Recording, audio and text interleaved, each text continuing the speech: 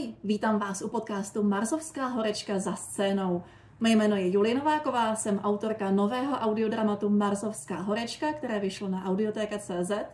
A tady se podíváme i na vědecké stránky tohohle sci-fi příběhu.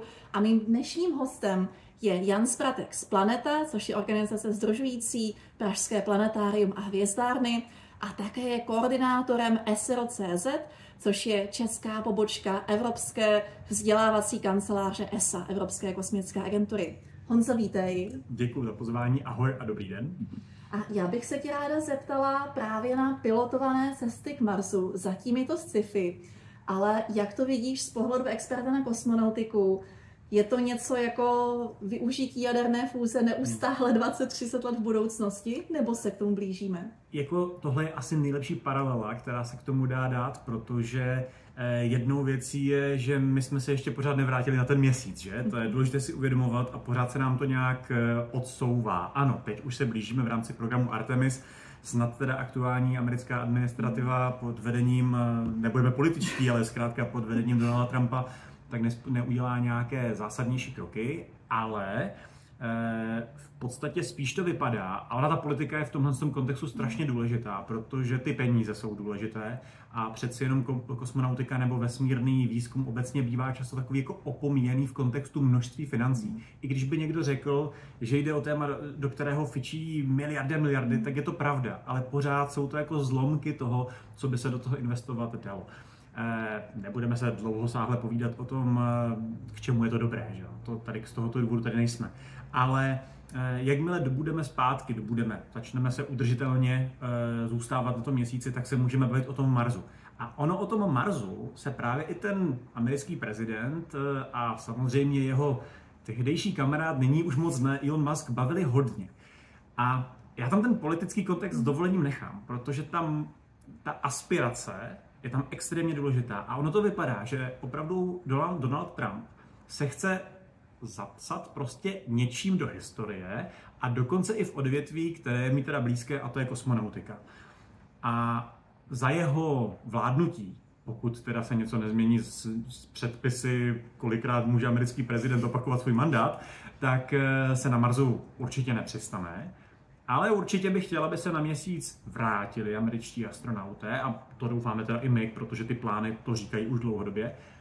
Ale myslím si, že nastane nějaké dramatické rozhodnutí v rámci toho, že za Trumpovy administrativy se ten program dobývání Marsu nabide výrazně konkrétnějších kontur a stěžejní bude, jak se s tím popere právě SpaceX s nejsilnější raketou všech dob, doslova nejvyšší všech dob, a to je Super Heavy Starship. A je relativně novou informací, 2 dny starou, že teda když natáčíme dneska, kterého toho nějakého 30. na konci srpna, tak že se podařil 10.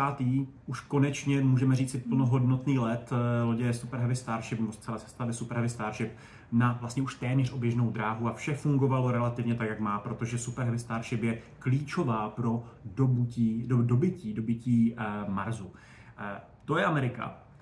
A pak je třeba se podívat i na ty další věci. Například na Čínu. Třeba Čína, přesně. Čína je důležitá extrémně, ale zase bude tam ten důležitý mezikrok, kterým bude měsíc. A měsíc asi bude vždycky mezikrokem, ať už technologickým, že ano, protože ty kosmické agentury a ti vědci a inženýři si musí potvrdit, že ty jejich technologie, které vyvíjí, jsou správné, dostatečně robustní, aby přečkali to prostředí, a ten let, protože to zrovna s tebou bychom se mohli bavit extrémně. Tím si trošku předešel moji otázku, proč je důležité se před lety na Mars vrátit na měsíc, ale s tím souvisí, co je podle tebe ta největší výzva pilotovaných cest na Mars? Je to ta technická stránka, ať už jde o rakety nebo základnu, anebo je to spíš ta zdravotní a psychologická? Když se budeme bavit o pilotovaných letech, a má to být o pilotovaných letech, tak pravděpodobně opravdu, dle mého, a nejsem expert na fyziologii člověka, ani náhodou, tak ale to bude nějaká ta fyziologie, jak se bavím právě s lidmi, s lékaři a podobně, za extrémní medicínu, radiační a tak dál, tak ten člověk na to prostředí meziplanetárního letu, protože to už je ten hezký pojem, meziplanetární let, to už není tady nějaký je to tak. 3 dny na měsíc. 3 dny zpátky, že ano, teď ještě, když, ano, někdy máme takové ty rejpaly, co říkají, že hele, a jak to zvládli s tou radiací na ten měsíc, no, tak ano, měli trošku štěstí a zároveň oblétávali Van Allenovy pásy, ale to už je komplexní příběh, proč to teda zvládli, ale ten Mars je fakt jiný problém. A hlavně, přesně, 3 dny tam, 3 dny zpátky, dobře, nějaký týden tam zůstanem, což teda není aktuální výhled pro mise Artemis, to byly mise Apollo, co jsem teď popsal, ale ten Mars, prostě tam 6 měsíců poletíte. A teď ne, že se tam zůstanete teda týden, zapíchnete vlajku a za 6 měsíců jste zpátky. Ani náhodou, musíte si počkat, až budou planety správně. Další startovní okno. Takže to je jako, tady se bavíme o téměř 30 měsících po každé. A to je něco, co opravdu není otestováno. A dopravit něco, teď z stránce techniky, dopravit něco na Mars, umíme, teď to jako, jo, umíme, ale jak je to těžké? Dokázalo by to udržet astronauta naživu? Dokázalo by to tu věc vůbec dopravit zpátky na Mars? A právě proto já si třeba myslím, že pokud by to opravdu mělo mít systém, tak ten systém tady už nastaven trošku byl. A to bylo dopravení vůbec čehokoliv, vzorků z Marsu zpátky na Zem. Program Mars Sample Return. A to je ale věc, kde bohužel... Ale ten zrovna vypadá, že bude zrušený. Tak, přesně. A to je přesně to, kde zasáhla americká administrativa Donalda Trumpa, která začala tvrdě bouchat po veškeré vědě. A přitom tohle...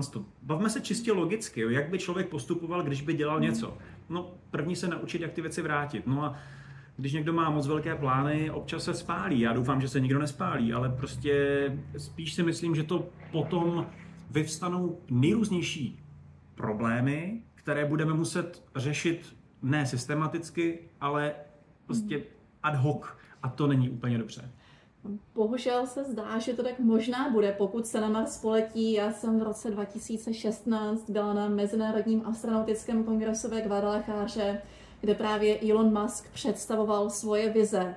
A co mi tam strašně chybělo, byla jakákoliv zmínka o protiradiační ochraně a celkově, jak se postarat o posádku.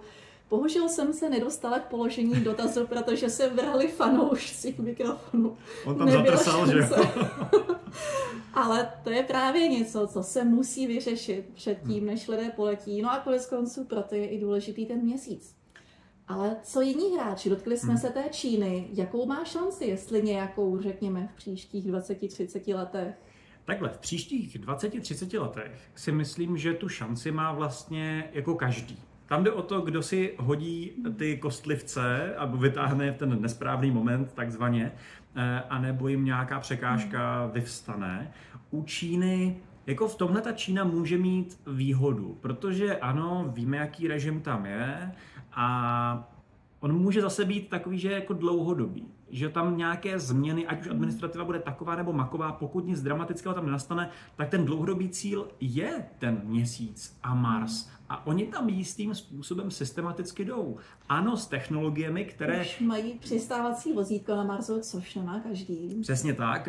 Samozřejmě důležitá zmínka, rover Chuzhung, který teda tam byl a fungoval, operoval, tak už není funkční, on přestal fungovat po pár měsících, ale vlastně byl to jediný pořádně mimo americký rover, který tam fungoval. A americké Perseverance a Curiosity, které fungují na stejné platformě, stále fungují, takže zase nějaká rozlišnost, ale zase přistání na odvrácené straně Měsíce z vozítky a relativně dlouhodobě udržitelně, tak to Čína zvládla, takže jo, vlastní retranslační družice na oběžné dráze Měsíce. Jsou to jako fakt velmi, řekl bych, systémové kroky. Technicky, ano, my tam vždycky se hledáme nějaké ty paralely s tím sovětským nebo řekněme si ruským programem, kde i jako vizuálně ty lodě spíše připomínají tady tu technologii, přece jenom to, co dělá Amerika, je něco jiného.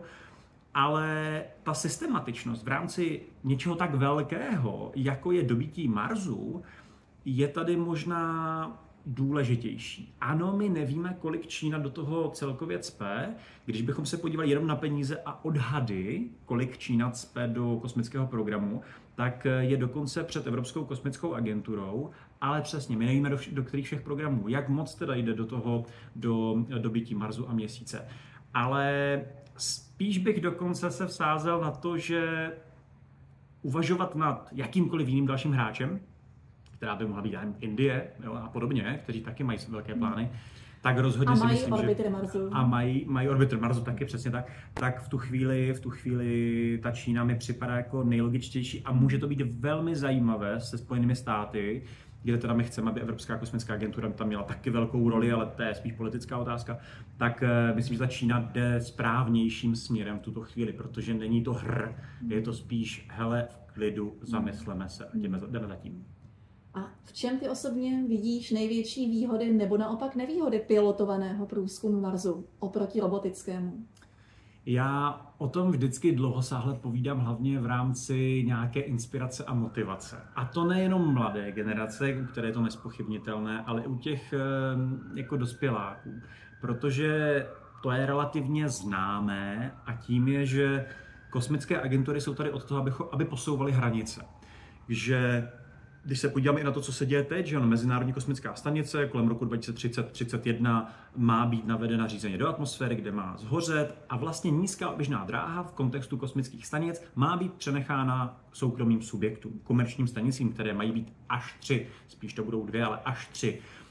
A co udělá? No, tak samozřejmě program Gateway, který tedy Trump nezrušil, spíš naopak to vypadá, že se udržel na dobrých konotacích, tak stanice Gateway okolo Měsíce. A to je přesně to. Najednou udržitelná kosmická stanice okolo Měsíce. No a potom, co přijde, když tady tohle zvládneme? No, další udržitelná stanice třeba okolo Marsu, nebo dobytí Marsu. Takže mě jde o to se koukat na pilotovanou kosmonautiku a v rámci čehokoliv, co dělají kosmické agentury, v kontextu posouvání hranic. Ať je to cokoliv, posouvat hranice a ukazovat, co možné je, co možné není. To, že nám to jako lidstvu něco přinese, určitě něco přinese. I v kontextu té popkultury, když nám to něco přinese, tak ono to tu společnost ovlivní.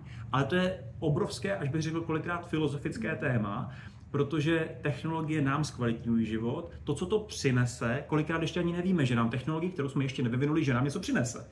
Takže, ale to jsou odvěké problémy, lidi budou vždycky remcat, k čemu nám je věda a podobně. Opravdu potřebujeme člověka jako takhle. To říkal Neil deGrasse Tyson. Ve chvíli, když by teď přistál na Marsu nejnovější robot a paralelně s ním člověk, tak to, že přistál na Marsu robot, se nedovíte ani na poslední stránce toho časopisu, kde se o tom bude opravdu povídat.